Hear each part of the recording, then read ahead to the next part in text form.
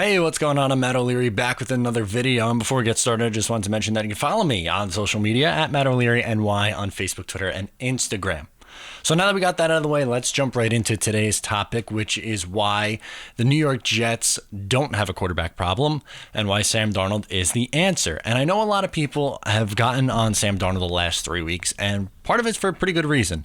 He really struggled against the New England Patriots, the seeing ghosts game, where he threw a bunch of interceptions, 4 to be exact, and it just wasn't a good game at all. He also struggled against Jacksonville, and then finally against the Miami Dolphins, he threw a very bad pick. But in that Miami game, if you remember the play before the interception, it was a borderline touchdown. It was ruled a touchdown on the field. Ryan Griffin somehow didn't complete the catch. I'm still not completely sure, but he threw a pick on the next play. So realistically, last week you could have made the case that he threw 2 touchdowns, no interceptions. Unfortunately, it was just 1 touchdown, 1 interception, but he had a really nice bounce back game against the New York Giants yesterday.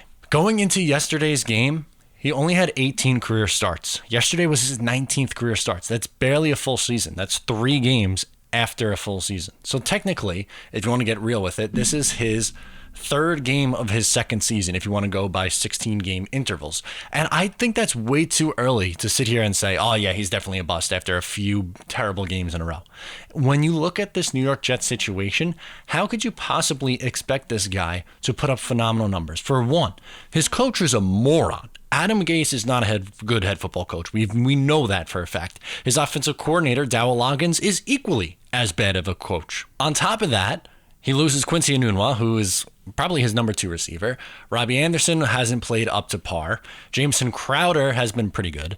But Demaryius Thomas, who's like 150 years old, is one of his main targets. Chris Herndon, who he loved last year, he hasn't played at all. Le'Veon Bell's been ineffective. And the reason why, we're going to get to it all right now, the biggest issue, the offensive line stinks. It's terrible. Calvin Beachum has been underwhelming and got hurt. Left guard, Kelechi Osalemi, gone. He wasn't good when he was here, and then he just is gone. Alex Lewis is a walking penalty at this point. Ryan Khalil was a disaster at center.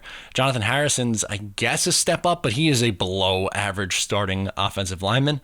On the right guard, Brian Winters just got hurt yesterday. He's done for the year. And on the right side, you have either Chuma Edoga or Brandon Shell. That's an awful offensive line. What can you possibly expect this kid to do? In yesterday's game, yes, the stat sheet might not have blown anyone away. And yes, we know Daniel Jones threw for more yards, he threw for more touchdowns, and this is not about Daniel Jones. At least not yet. We're going to talk about him later in the video, but I just want to talk about Sam's day because he was actually really good. He had 63.3 completion percentage, 1 touchdown passing, 1 touchdown running, 7.7 yards per attempt, 230 yards, a 97.9 rating, and most importantly, 0 turnovers. He took advantage of a rather poor defense, just like what Daniel Jones did. And Sam was under pressure a lot and made some really big time throws.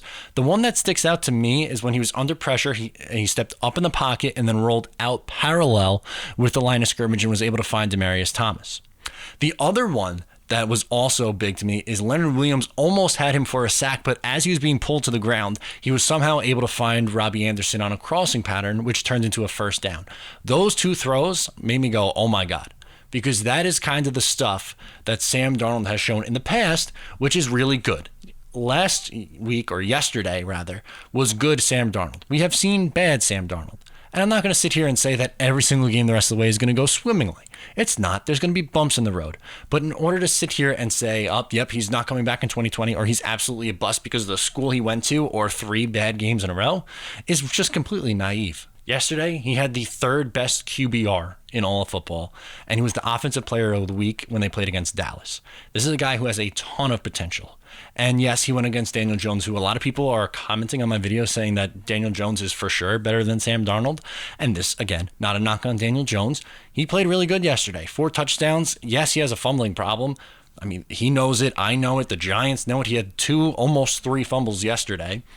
And he's going to address that. And that's all about the learning curve. You cannot say definitively that Sam Darnold, Josh Allen, Baker Mayfield, none of their careers are defined yet in year 2.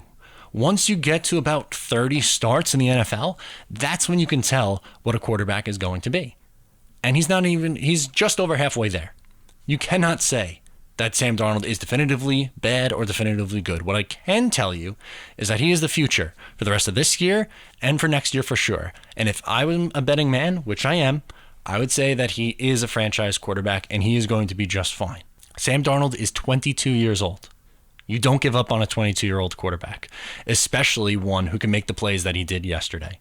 If you agree with me, let me know in the comments below, or you can get at me on social media at Matt O'Leary NY. If you like the video, please give it a thumbs up. Subscribe if you're new to the channel. Talk to you guys next time.